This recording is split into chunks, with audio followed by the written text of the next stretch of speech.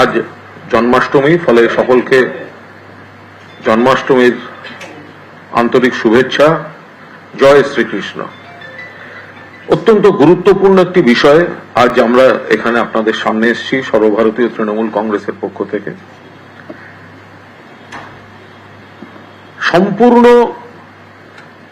হিংসাত্মক পরিস্থিতির একটা গোপন চক্রান্ত করে আগামীকাল মঙ্গলবার কেউ কেউ ছদ্মবেশে নবান্ন অভিযানে ডাক দিয়েছে। বলা হচ্ছে ছাত্র সমাজ বলে কোন সংগঠন তার দায় স্বীকার করছে না। এখানে বিজেপি, আরএসএস এর কিছু ছেলে বকলমে সেখানে যোগ দিচ্ছে, সিপিএম এর একটা অংশ, মুখে তারা যাই বলুক। ময়দানে যে সমস্ত ধর্ণা কর্মসূচি থেকে যে অংশটা, সবাই নন, যারা উগ্র সরকার বিরোধী অপপ্রচার চালাচ্ছে তারা, এরা মিলে একটা ভয়ঙ্কর প্লট তৈরি করেছে আগামী কালের জন্য। আপনারা এইটুকু নিশ্চিত থাকেন, আরজি কর ধর্ষণ এবং হত্যা আমরা প্রত্যেকে, মুখ্যমন্ত্রী মমতা বন্দ্যোপাধ্যায়, সর্বভারতীয় সাধারণ সম্পাদক অভিষেক বন্দ্যোপাধ্যায়, গোটা তৃণমূল পরিবার, আমরা দোষী বা দোষীদের শাস্তি চাই, ফাঁসি চাই। কিন্তু তদন্তটা এখন রয়েছে সিবিআই এর হাতে, সিজিও কমপ্লেক্সে। মামলা চলছে দিল্লিতে সুপ্রিম কোর্টে। তাহলে কারা বলছেন নবান্ন চলো? নবান্ন বা রাজ্য সরকার বা কলকাতা পুলিশ 24 ঘন্টার মধ্যে একজন অ্যাকিউজডকে অ্যারেস্ট করেছে। মুখ্যমন্ত্রী বলেছিলেন ফাস্ট ট্র্যাক কোর্টে বিচার হবে। মুখ্যমন্ত্রী বলেছিলেন পুলিশ ফাঁসি প্রেয়ার দেবে। মুখ্যমন্ত্রী বলেছিলেন রোববারের মধ্যে যদি ব্রেক থ্রু না হয়ে যায় সিবিআই কে দিয়ে দেওয়া হবে। মাঝপথে সিবিআই এর হাতে চলে গেছে। আমরা কোনো আপত্তি করিনি। এখন সেই জায়গায় আমরা বারবার বলছি, যদি বলো জাস্টিস ফর আরজি কর, তোমার আমার একই স্বর, কারণ আমরা একই কথা বলছি। কিন্তু তোমরা যদি বলো রিজাইন মমতা, আমরা বলছি ময়দানে বুঝে নেবে বাংলার জনতা। কারণ তদন্ত করছে সিবিআই, এখনো পর্যন্ত কোনো রেজাল্ট দিতে পারেনি। মামলা সুপ্রিম কোর্টে, তারা বলছেন এটা গোটা দেশের সমস্যা, রাজনীতি না করতে। আর এরা বলছে মুখ্যমন্ত্রী পদত্যাগ চাই। ধানতলা, বানতলা, কোচবিহার, একের পর এক ঘটনা। সিপিএম এর জমানায় জ্যোতি বসু, বুদ্ধদেব ভট্টাচার্য ইস্তফা দেননি। উন্নাও, হাতরাস থেকে আরম্ভ করে গত 2-3 দিন আগে আসাম, ওদিকে মহারাষ্ট্র, মধ্যপ্রদেশ, গুজরাট, মণিপুর, সাক্ষী মালিক, বিজেপির কেউ ইস্তফা দেননি। ফলে ন্যায় বিচারের দাবি নয়, এরা রাজনীতি করছে। আমরা আপনাদের একটা ভিডিও দেখাবো, দুটো আপনারা দেখবেন। সেই ভিডিওতে আগামীকাল যারা তথাকথিত নবান্ন চলো ডেকেছে, যারা ডেকেছে তারা স্ট্যাম্প মারা তাদের রাজনৈতিক পরিচয়। পুলিশ তাদের বলেছে যে আপনারা লিখিতভাবে জানান কর্মসূচি। এই ধরনের কর্মসূচি তো লিখিত অনুমতি, রুট এগুলো দিতে হয়, যে কোনো দল দেয়। পুলিশের কাছে কোনো অনুমতি নেওয়া হয়নি, কোনো রুট দেওয়া হয়নি। গন্ডগোল কেন? ভিডিওটা দেখুন। এই চক্রান্তকারীরা বলছেন রাজনীতি করার জন্য বডি চাই, বডি। দেখুন ভিডিওটা। আমিও বলছি যে 27 তারিখ যে আন্দোলনটা, এটা আদৌ কি শান্তির আন্দোলন হবে? আদৌ শান্তির আন্দোলন হবে না। আর এটা দিকে আবার নতুন করে পিক আপ নেবে, গুলি চলবে, এখানে রবার্ট বুলেট চলবে। রবার্ট বুলেট আমার মনে হয় না ওরা বুলেট চালাবে, কারণ ওরা কিন্তু একটা জিনিস বুঝেছে, কিন্তু এরা চালাতে বাধ্য করাবে। মানে যারা যাবে এখানে একটা ভেতরে বিরাট রাজনীতি চক্র চলছে। এইটা থেকেই হয়তো একটা অন্য কিছু মোড় ঘুরে গেলে ঘুরে যেতেও পারে, আমার ধারণা আর কিছু নেই। তো সবই দেখার ব্যাপার, কি হয় এখন দেখা যাক। তবে লোক যাবে, ব্যাপক লোক। পরিষ্কার কথা দাদা, মানে এখানে আমি নিজে সংবাদ ছিলাম, সংবাদ থেকে সংবাদ করে আসা, বডি যদি না পড়ে, রাজনীতি হবে না। বডি যদি না পড়ে, দু একটা লাশ যদি না থাকে, আপনি কি মনে করেন মোড় ঘুরতে পারে?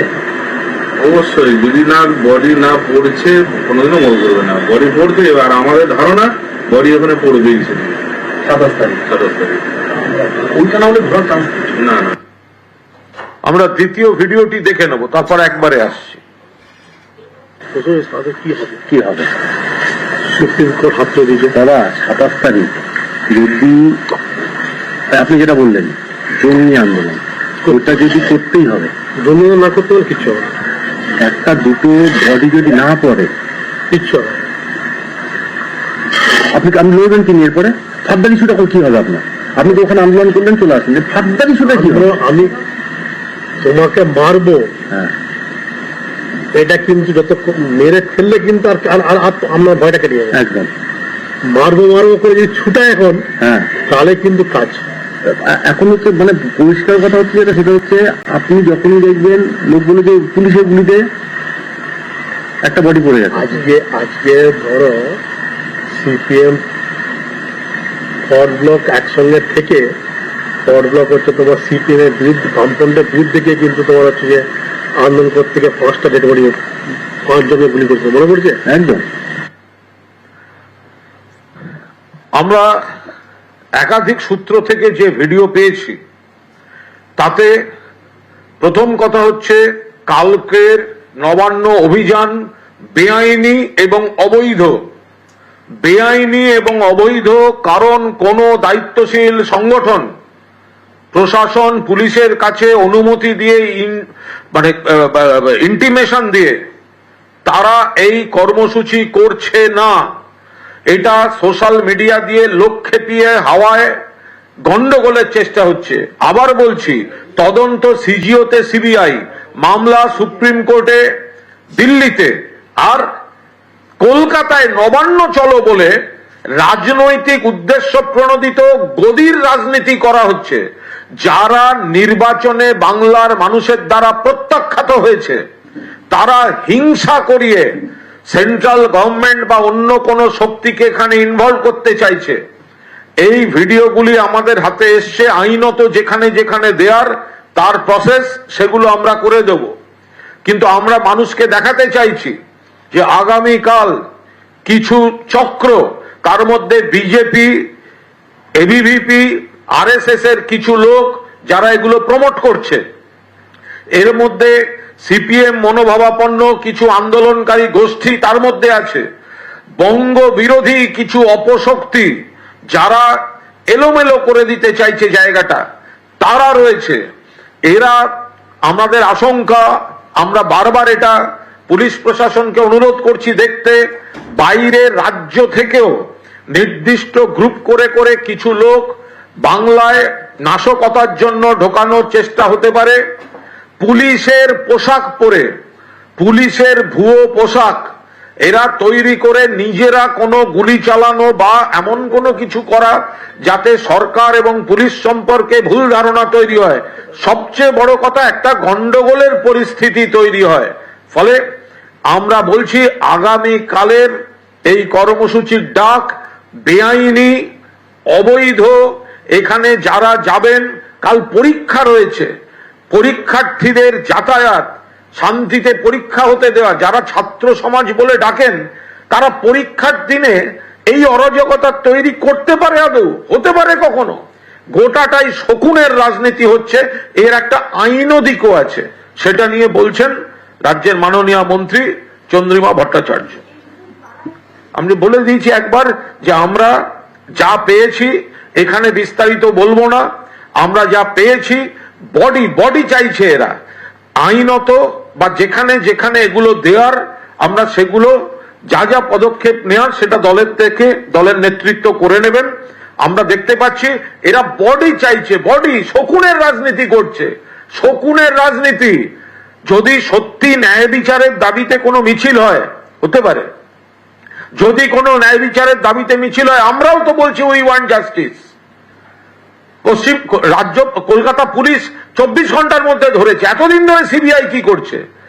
বাংলার যে প্রান্ত থেকে যতগুলো ন্যায় বিচারের মিছিল শুরু হবে প্রত্যেকটা শেষ হওয়া উচিত সিজিও কমপ্লেক্সের গেটে, কারণ তদন্তের দায়িত্বে রয়েছে সিবিআই, রাজ্য সরকার নেই। আর মুখ্যমন্ত্রীর পদত্যাগ, সিপিএম, জ্যোতি বসু, বুদ্ধ ভট্টাচার্য, সারা দেশে যে ঘটনা ঘটছে লজ্জাস্কর।